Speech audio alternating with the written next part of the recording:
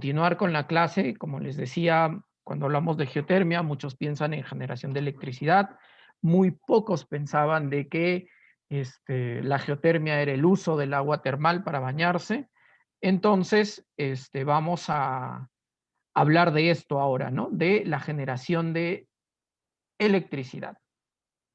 Si me dan un minuto, tiro el sonido. Muy bien.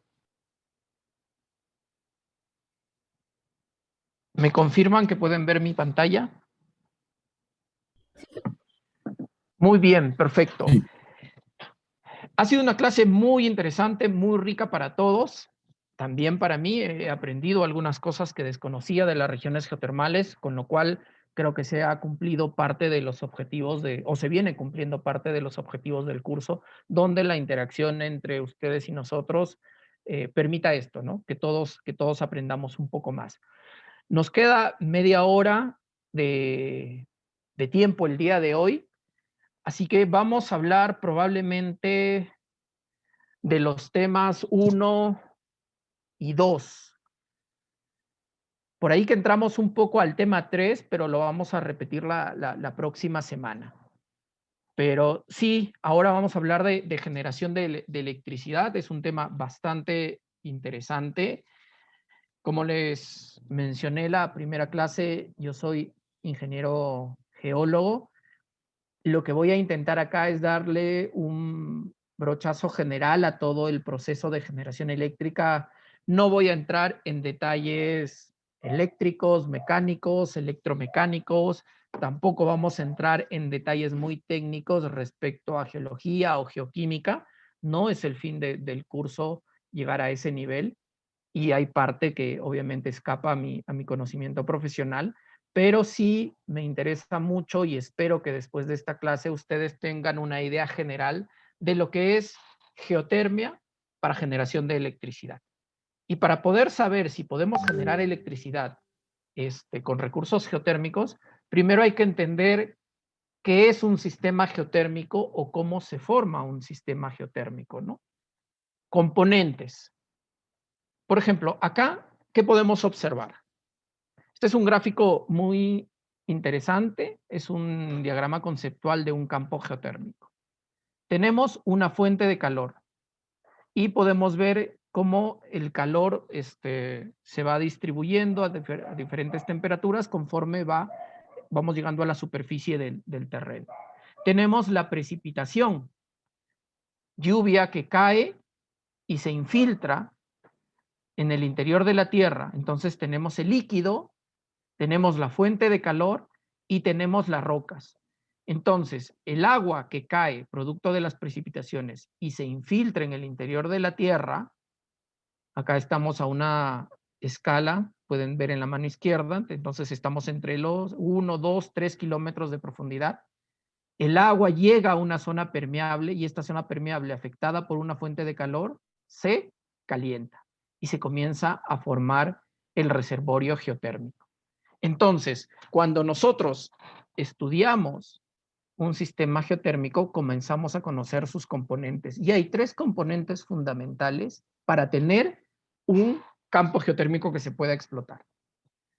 Fuente de calor, la primera. 2, el fluido, producto de las precipitaciones. Y 3, una roca reservorio. ¿Y cuál es la roca reservorio?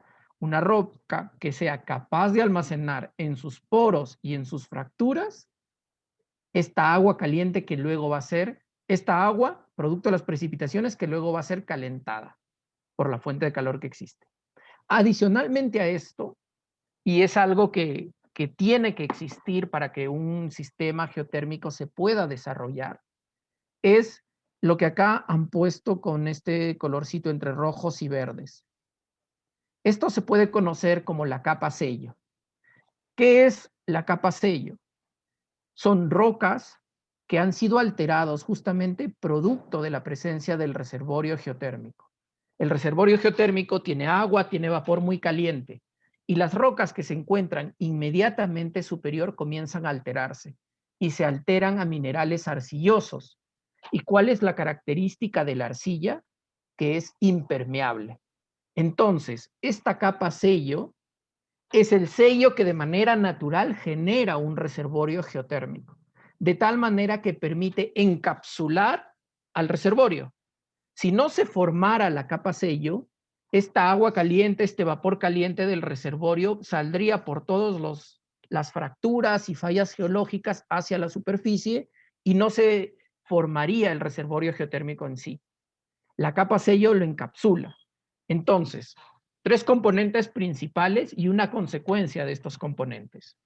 Fluido, agua producto de la precipitación, fuente de calor, en el caso del Perú, asociado a los volcanes activos en el sur, roca reservorio, roca que tenga la capacidad de almacenar el fluido en sus poros y fracturas. Y producto de la interacción de estos tres elementos se forma la capa sello, que es esta roca impermeable que encapsula al reservorio geotérmico. Entonces, estos son los componentes para tener un sistema geotérmico. Acá lo podemos ver. Le mencionaba, el agua cae en la superficie, se infiltra y llega a una zona permeable. Esta zona permeable a su vez está afectada por una fuente de calor, el calor convectivo del magma, se calienta y luego de manera natural asciende por fenómenos de capilaridad, por ejemplo, o cuando tenemos vapor, el vapor va hacia arriba y en superficie podemos tener una fuente termal. Agua, producto de las precipitaciones, encuentra las condiciones para infiltrarse a cierta temperatura, se calienta y asciende a superficie. Acá podemos observar el mismo recorrido que tiene el agua en los puntos A, B, C, D y E y cómo se va calentando, ¿no? Entonces acá tenemos un gráfico de profundidad versus temperatura. El agua cae a una temperatura promedio de 10 grados en la superficie terrestre, se comienza a infiltrar, vemos que no hay un gradiente geotérmico anómalo, sino normal, una relación directa casi entre profundidad y aumento de temperatura, hasta que llega a la zona permeable. Cuando llega a la zona permeable, al reservorio geotérmico, su temperatura aumenta súbitamente, pero ya no la profundidad. Y luego asciende. Y en el proceso de ascender hacia la superficie, ya muy cerca a la superficie, se enfría. ¿Se enfría por qué? Porque ya tenemos afectación por la temperatura atmosférica, probablemente el agua o el vapor se mezcla con el agua subterránea, entonces su temperatura baja. Pero esto es un poco el recorrido que sigue el fluido en un sistema geotérmico. Entonces, muy importante tener claro los tres componentes, ¿no? Fluido, fuente de calor y el reservorio. ¿Por qué es importante esto? Porque cuando nosotros queremos generar electricidad, no hablemos de usos directos, cuando queremos generar electricidad, nosotros vamos a extraer o el agua caliente o el vapor del reservorio, no de otro lugar. Buscamos llegar al reservorio. Y todos los estudios que hagamos buscan identificar este reservorio. Por eso es muy importante esta parte del curso y entender esto para la generación de electricidad. Acá hay un aspecto muy importante también. Cuando nosotros hablábamos en la clase anterior del gradiente geotérmico, a mayor profundidad, mayor temperatura. Entonces, ¿siempre voy a buscar irme lo más profundo? Probablemente no. Porque va a llegar un punto en que irme a las zonas más profundas, si bien es cierto, van a estar más calientes, ya no va a ser económicamente viable. Entonces, este gráfico desarrollado por la Asociación Internacional de Geotermia, un poco enlaza algunos conceptos que para los que están familiarizados en hidrocarburos o en minería, se les debe ser familiar o son conocidos, ¿no? Lo que es probado, lo que es probable, lo que es posible. Entonces, estas características del recurso van a estar principalmente definidas por la profundidad. En el caso de geotermia, lo que está probado, lo que se ha desarrollado, los campos geotérmicos que existen y generan electricidad en el mundo están alrededor de los 3 kilómetros, entre 2 o 3 kilómetros de profundidad. Existen proyectos, existen campos geotérmicos a mayor profundidad. Hay perforaciones de 4, de 5, inclusive hasta de 7 kilómetros. Pero tengamos en cuenta que perforar esos pozos tiene un costo mayor. Entonces, los proyectos de generación eléctrica se vuelven más rentables cuando están cerca de los 3 primeros kilómetros de profundidad. Lo que está más allá de los 3 kilómetros es probable, es posible que se pueda desarrollar, pero hay que analizar el aspecto económico, ¿no? Si al momento de hacer mi modelo financiero de mi proyecto geotérmico, los números me dan para tener pozos, no uno, sino 20, 30, 40 pozos entre productores y reinyectores a profundidades de 3, 4 o 5, más de 3 kilómetros, 4, 5 o 6, si el proyecto lo soporta, bienvenido sea, se va a trabajar el campo. Pero el promedio mundial en este momento es que la viabilidad económica se da por perforaciones que normalmente no superan los 3 kilómetros de profundidad. Entonces, también es muy importante entender en qué contexto geológico nos encontramos y los estudios de exploración superficial nos van a ayudar a determinar a qué profundidad encontramos nuestro reservorio. Los estudios de exploración nos dicen, reservorio a 2 kilómetros, hacemos números, el proyecto es viable, continuamos con la siguiente etapa. Reservorio a 5 kilómetros, hacemos números, el proyecto no es viable, la empresa pensará o determinará si continúa o no. Es ahí donde decimos que el potencial geotérmico que existe en el mundo es prácticamente inacabable a una escala humana, porque normalmente llegamos 1, 2, 3 kilómetros, pero 4, 5, 6, 7, 10 kilómetros hay un potencial térmico enorme que tecnológicamente en este momento no es posible desarrollarlo, es una cosa, pero el potencial está ahí. Por eso ahí radica la versatilidad y las bondades de la geotermia, ¿no? Entonces, es importante que vayan teniendo claro estos conceptos porque vamos a entrar a la generación de electricidad. Algunos de ustedes ya lo tienen mapeado, ya tienen una idea general, ya han ido leyendo, conocen un poco, y algunos de repente no están tan familiarizados. Vamos a tratar de describirlo de la manera más simple posible. Y si a alguno no le queda claro, lo invito a hacer preguntas en cualquier momento. Lo que nosotros hacemos es buscar el reservorio geotermal. Entonces, imagínense que el reservorio está de esta línea para abajo. ¿Qué vamos a hacer en una primera etapa? Perforar un pozo de producción. ¿Por qué se llama pozo de producción? Porque este pozo nos va a permitir extraer el vapor y el agua caliente que vamos a usar para la generación de electricidad. Entonces, nos va a producir el recurso que necesitamos para la generación. Tenemos vapor y agua caliente, va a estos dispositivos. Acá lo que hacemos es separar el vapor del agua. ¿Por qué? Porque luego vamos a conducir el vapor a la turbina y la turbina se va a mover producto del vapor a alta presión y a alta temperatura. Es con vapor que se mueve la turbina, no es con agua. Por eso es que separamos. Si a la turbina le cae una gota de agua, es malísimo. Genera corrosión, genera daños y ya no se vuelve eficiente. Las turbinas normalmente funcionan con vapor. Inclusive en algunos campos geotérmicos, de acuerdo a las características químicas, este vapor pasa a un proceso a unos deshumedecedores. La idea es tener el vapor lo más seco posible para que mueva la turbina. La turbina se va a mover, va a accionar el rotor, se activa el generador, se produce la electricidad que luego es inyectada a la red. Y como mencionamos en la primera clase, luego de generada la electricidad no acaba el proceso. Viene un paso muy importante. que es la reinyección. ¿Y la reinyección dónde comienza? Este vapor es llevado a estos dispositivos que se conocen como torres de enfriamiento.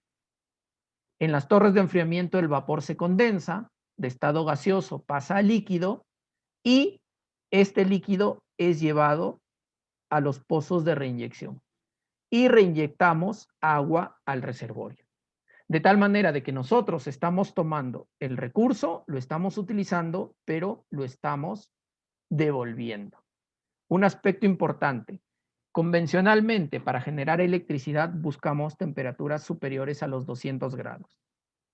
Tenemos vapor, agua a más de 200 grados, generamos electricidad y la reinyectamos. La temperatura de reinyección depende también de las características químicas. Entonces, es importante los estudios de exploración superficial, es importante el monitoreo que se hace durante la operación de la planta para generar electricidad. Nuevamente, tenemos el recurso, extraemos el vapor, este vapor viene a alta presión y a alta temperatura, mueve la turbina. Luego este vapor se condensa en las torres de enfriamiento y de ahí se reinyecta. Este es el principio básico para la generación de electricidad con geotermia. Por eso hace un momento cuando estaban exponiendo les decía que no debemos confundir los conceptos. Tú puedes generar electricidad con el agua que te va a mover una turbina, a gran escala o a pequeña escala. Pero la generación de electricidad con geotermia tiene otro concepto. La turbina se mueve con vapor. Por eso es importante tener claro esto y es muy importante los estudios superficiales. Los estudios superficiales son la primera aproximación para conocer el reservorio geotérmico. No sé si quedó claro o hasta acá tienen alguna pregunta. Sí, Víctor, por acá Juan Carlos, una consulta. Juan Carlos, ¿qué tal? Con respecto a los pozos de producción, ¿cuántos pozos como máximo se perforan, digamos, en un proyecto? ¿Solo con uno? O... Muy buena pregunta, Juan Carlos. Y nos va a permitir entender un poco mejor. Hace un momento, en el slide anterior, les hablaba de que en función de dónde encuentre mi reservorio, voy a hacer los números para saber si mi proyecto es rentable o no. Parte de definir la rentabilidad del proyecto está enlazado con la capacidad de generación. Entonces, para no hablar de temas muy generales, sino en el contexto peruano. Idealmente, supongamos de que el Estado tiene la voluntad política necesaria para fomentar la geotermia y llama a una convocatoria en la quinta subasta. Y en la quinta subasta dice, bueno, voy a dar 100 megawatts para geotermia. Y nosotros somos la empresa UTP Ingeo. Y hemos explorado un campo geotérmico, queremos participar en la subasta y tenemos la posibilidad de ofertar 100 megawatts de acuerdo a lo que dice el gobierno. Hacemos nuestros números, tenemos un reservorio de 250 grados, muy bueno, tenemos una excelente relación con la comunidad, todo va bien, podemos perforar. Hacemos nuestras estimaciones. Yo le voy a ofertar al gobierno 100 megawatts, pero ¿cuánto me va a producir cada pozo? Por eso es importante la exploración superficial, para conocer las características químicas, ¿no? Y más o menos, para sintetizar el proceso, decimos, mira, cada megawatt, cada pozo nos va a dar 5 megawatts. Si yo quiero generar 100 megawatts, voy a tener que perforar 20 pozos. Y como yo tengo que tener pozos de reinyección, a mis 20 pozos de producción tengo que sumarle al menos 10 de reinyección. Entonces, para estos 100 megawatts yo tengo que perforar 30 pozos. ¿Cuánto cuesta perforar 30 pozos? Un número X de millones de dólares. Me voy con el equipo que ve el análisis financiero del proyecto. Oye, para los 100 megas que necesita el gobierno necesitamos perforar 30 pozos. El proyecto cierra Cierra, adelante, nos presentamos. No cierra. No. Podemos ofertarle máximo 50 megas, porque 30 pozos no podemos perforar. No, ya los números no dan. Entonces, voy a dimensionar mi proyecto para una capacidad instalada de 50 megas y en lugar de perforar 30 pozos, perforaré 15. Con esos 15, el modelo financiero del proyecto cierra y el proyecto se vuelve económicamente viable. Y para terminar el ejemplo, las mismas condiciones, un campo muy bueno y cada pozo me da, no sé, 20 megawatts, un supercampo, pozos muy productivos. ¿Cuántos pozos necesito? 5. ¿Cuántos reinyectores? 2 o 3. Menos de 10 pozos. El proyecto cierra a ojos cerrados. Para responder tu pregunta, el número de pozos va a depender de las características del recurso y cuánto es el dimensionamiento que quiero darle a este proyecto. Con cuánta capacidad de generación quiero comenzar mi proyecto. No hay una regla. Hay proyectos de un pozo de productor y un pozo de reinyector, genero 3 megawatts. Existen ese tipo de proyectos en el mundo, pero siempre va a depender de la viabilidad económica del mismo, ¿no? Gracias, Víctor. Víctor, una consultita. Sí. ¿Hay un acreaje mínimo que se necesita para perforar cada pozo? Porque, por ejemplo, en un campo, vamos a hacer un análogo de un campo petrolero, cuando se hace un análisis volumétrico de POES, que es el petróleo original in situ, se hace un análisis completo, integrado, para poder definir cuántos pozos se pueden perforar dentro de un área y poder recuperar, o sea, producir el petróleo de acuerdo a la necesidad. ¿Sí? Pero siempre hay un radio mínimo de acreaje ya que puede interferir o influenciar un pozo con respecto al otro. ¿Aquí también se aplica el mismo concepto? Aplica el mismo concepto. Normalmente cuando tú estás trabajando en ya la parte de prefactibilidad, tú consideras que el radio de acción de cada pozo son 500 metros de radio. Entonces, ahí un poco vas determinando y vas diseñando hacia dónde van a ir tus pozos, de tal manera de no crear una interferencia en estos radios de influencia. Asimismo, cuando tú analizas todos tus datos, tanto de exploración superficial y exploración profunda, generas los modelos conceptuales, hay diferentes métodos, ¿no? Puedes tener el método de Monte Carlo para estimar la capacidad de generación inicial de tu proyecto geotérmico, o hay otro método que es densidad de energía, le llaman, en inglés es density power. Entonces yo tengo un campo geotérmico con ciertas características y por cada kilómetro cuadrado yo puedo generar 5 megawatts o 10 megawatts. Entonces voy dimensionando mi capacidad inicial de generación. Va un poco por ahí, pero sí, hay muchos conceptos que son similares a los de la industria del petróleo que obviamente ayudan a dimensionar o tener mejor claridad respecto a al desarrollo del proyecto. ¿Mardo? Sí, Víctor, gracias. Un par de consultas. La primera, la profundidad de los pozos de inyección tiene la misma profundidad que los pozos de producción. Y la otra pregunta es, ¿son de igual diámetro o difieren en su diámetro? La profundidad de los pozos de reinyección es la que les permita llegar al reservorio. Normalmente los pozos de producción son un poquito más profundos porque profundizan más dentro ya del espesor del reservorio. Pero en líneas generales van por ahí, casi la misma profundidad. Se me fue tu segunda pregunta, Mardo, discúlpame. ¿Los diámetros de cada uno de los pozos difieren? Son diámetros similares. Probablemente en ambos casos el sistema de perforación, lo vamos a ver más adelante, es perforación telescópica. Tú terminas un pozo productor en un diámetro de 8 pulgadas.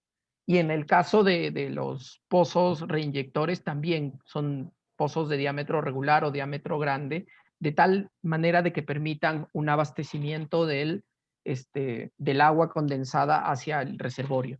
Pero nuevamente, va a depender de las características químicas y del ratio de reinyección que uno haya estimado, ¿no? De repente tengo mucha agua y no necesito un pozo tan grande, entonces vamos a tener ciertas consideraciones.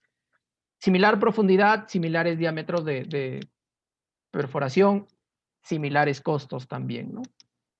Una consulta. No te estamos escuchando. ¿Me escucha? Ahora sí, pero te pido que por favor levantes la mano para establecer un orden, porque Carlos tenía una pregunta antes. Gracias. Sí, hola Víctor. No quería interrumpirte. Te quería hacer una consulta. El tema de estas turbinas que generan electricidad, yo he tenido la oportunidad de trabajar con estas turbinas en ciclos de potencia de power también. Es importante la presión, ¿no? No solamente la temperatura del vapor de agua, ¿no?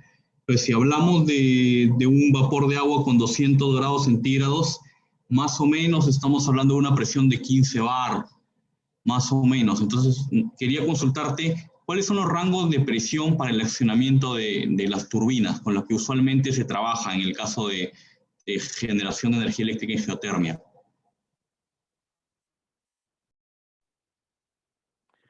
Es una muy buena pregunta. Como les hice el comentario anterior, hay unos detalles que ya escapan a cierto conocimiento. Los rangos de presión en este momento no los tengo, pero voy a tratar de conseguirlos para tener una idea para la clase de mañana. Pero es buena pregunta, pero no los tengo en la cabeza. No quiero lanzar números al azar. McKevin.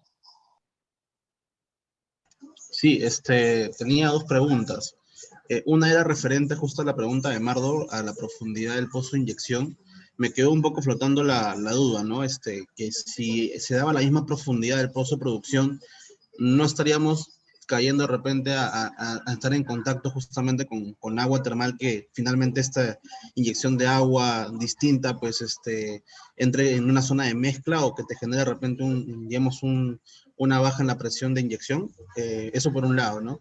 La otra pregunta está orientada, bueno, dentro del esquema que presentas en pantalla, ¿dónde quedan los residuos o digamos, las precipitaciones que quedarían de este cambio de energía, ¿no? De vapor a líquido? Entiendo que hay sedimentos o precipitados que van a quedar y entiendo pues que no sé si se inyectan nuevamente o se guardan o se almacenan para crear algo distinto, ¿no? Y referente a la consulta del último expositor, justo me parece que muy aparte de la presión de la energía que te da por la parte termal, me parece que al estar en confinamiento las aguas, en este caso subterráneas con estas características, también sumaría una presión en respecto al confinamiento por la cual estarían pues con ese sellado, ¿no? Por ahí de repente podría ser también un aporte al incremento de estas presiones, no solamente por temperatura.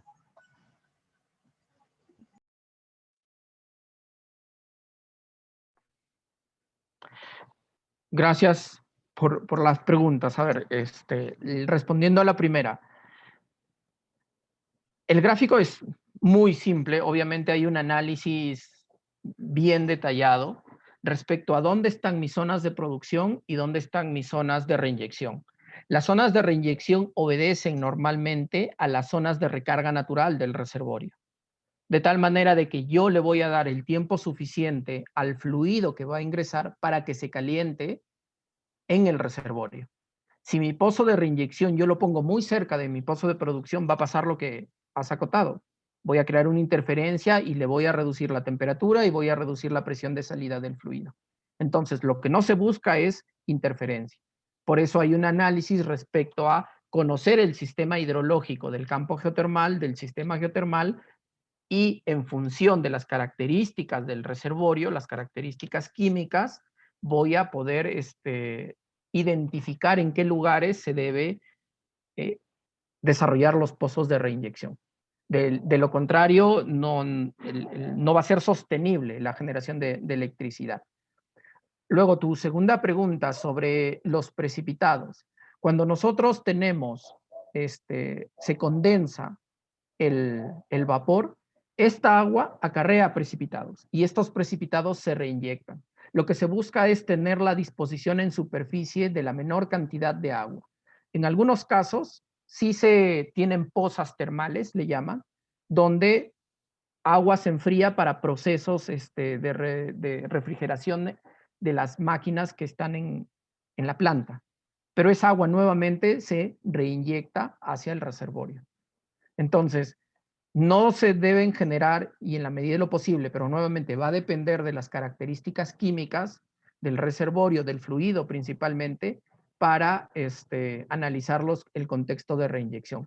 En algunos casos, por ejemplo, y ahora que está el boom de las baterías eléctricas desde hace algunos años, ciertos campos geotérmicos, algunos en Estados Unidos, son muy ricos en litio. Entonces, tú puedes generar la precipitación de litio para darle un uso posterior.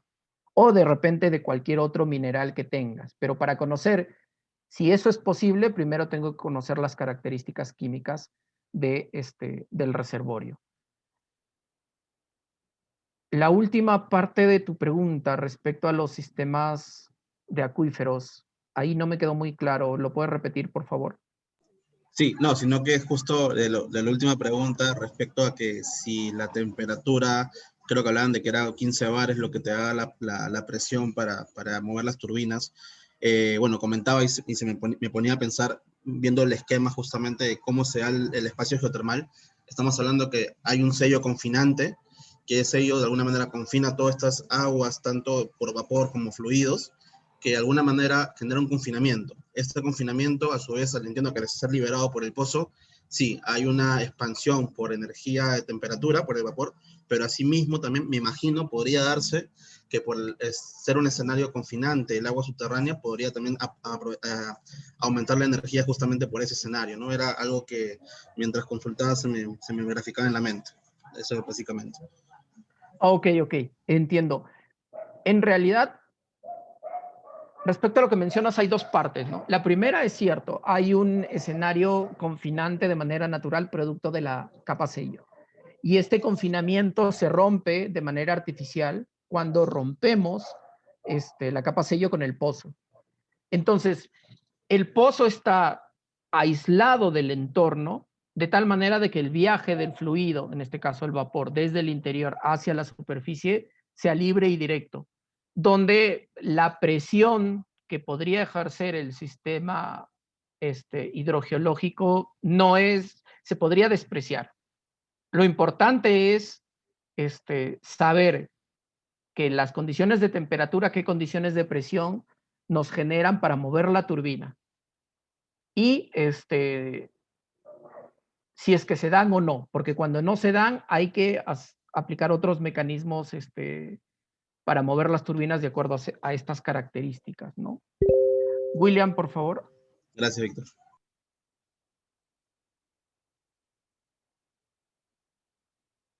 William tenía la mano levantada.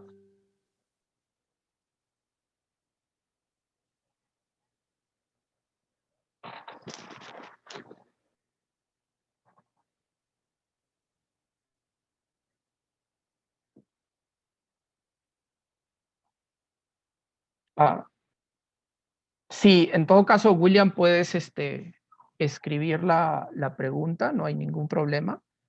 Y chicos, chicas, estamos con el tiempo. Van a surgir más preguntas. La siguiente clase vamos a retomar este tema, pero yo quería terminar esta parte con este video. Les voy a robar unos minutitos más de su tiempo. Luego del video va a acabar la clase.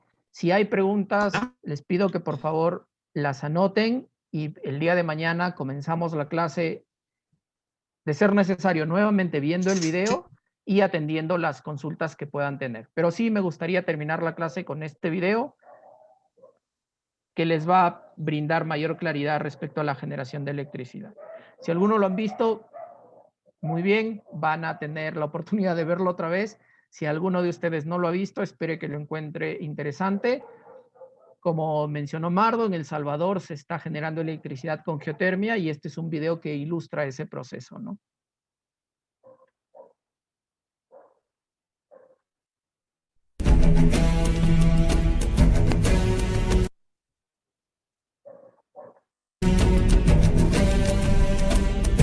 Nuestro planeta Tierra está formado estructuralmente por diferentes estratos o capas rocosas.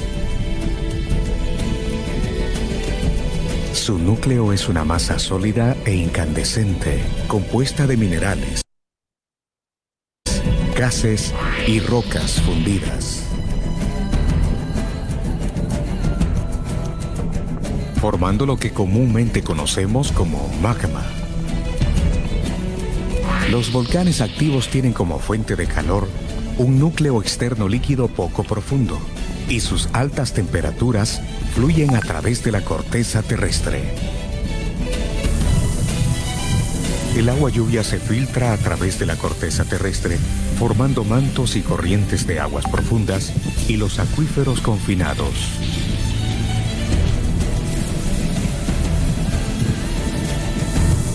Al entrar en contacto con las altas temperaturas, dan origen a un yacimiento o reservorio geotérmico, formando así vapor de agua.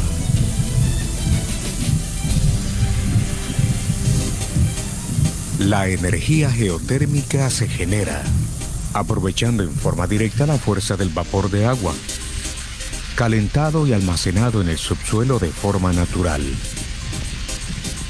Este vapor se extrae mediante la perforación de pozos geotérmicos profundos.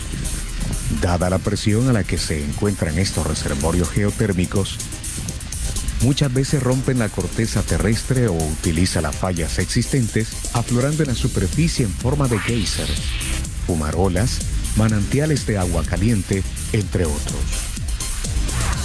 El aprovechamiento de estos yacimientos para la producción de energía eléctrica se hace mediante la perforación de pozos geotérmicos cuyas profundidades oscilan entre 1000 y 3000 metros, hasta conectar con el reservorio geotérmico.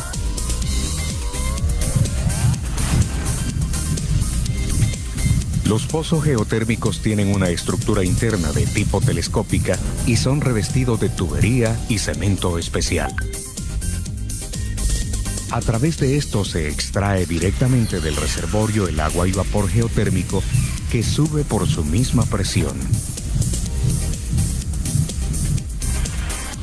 Ya en la superficie, el vapor y el agua geotérmica son separados por medio de un equipo denominado separador ciclónico, donde el agua por su peso y densidad cae al fondo del recipiente.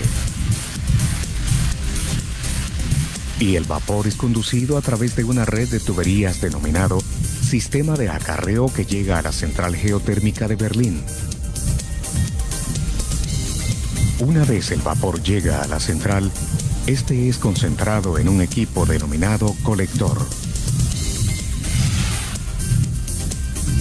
para luego ser conducido a un último filtro de separación de agua y vapor llamado separador de humedad, cuya función es extraer el remanente de agua que pueda llevar el vapor antes de entrar en la turbina y hacer girar los álabes para generar energía eléctrica.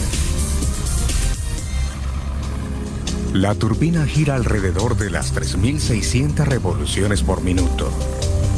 El rotor de la turbina hace girar a través de un acople directo al rotor del generador, produciendo así la energía eléctrica.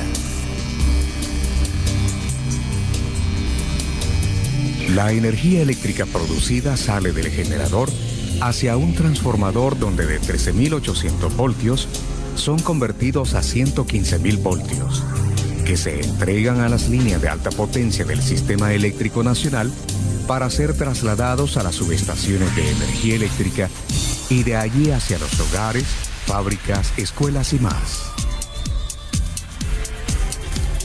El vapor geotérmico, después de haber cumplido con la función de mover la turbina, pasa a un condensador donde es convertido nuevamente en agua por medio de unos cilindros internos que inyectan agua para que el vapor sea condensado.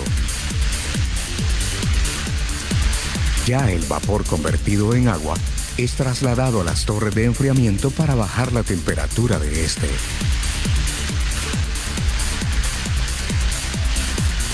Una parte del agua es utilizada para el sistema de enfriamiento de equipos de la central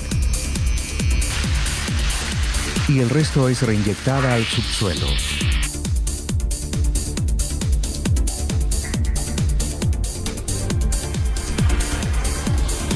La geotermia se ha convertido en una fuente de generación de energía eléctrica abundante, limpia y renovable, ya que con la reinyección se logra recargar el recurso, alargando su vida útil y productiva para su aprovechamiento de manera sostenible.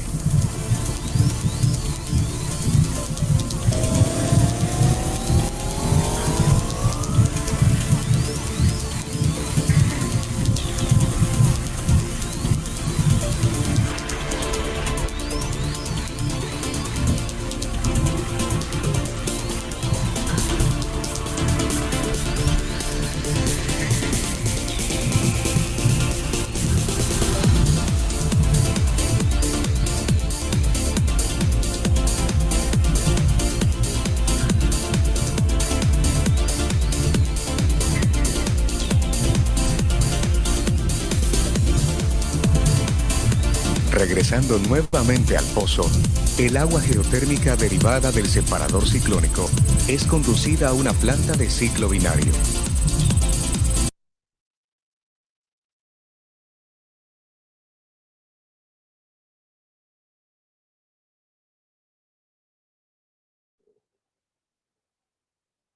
Esta planta tiene una característica especial porque tiene dos procesos de generación.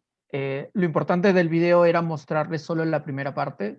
Si les muestro la segunda va a complicar un poco el entender los conceptos básicos, pero esa era un poco la idea de mostrar el video. Muestra de una manera clara cómo es que esta planta, el video está hecho a semejanza de la realidad de cómo se ubica la planta de Berlín en El Salvador, que opera la empresa estatal La Geo. Nos hemos pasado 4 minutos. Les agradezco la paciencia y el tiempo. Nuevamente quiero felicitarlos por sus presentaciones el día de hoy e invitar al grupo 6 a que termine su tarea pendiente. Pueden haber preguntas, les pido que tengan paciencia y mañana vamos a continuar. Vamos a comenzar nuevamente viendo el video para que las cosas queden claras y comenzamos ya mañana la siguiente parte del proceso de generación de electricidad.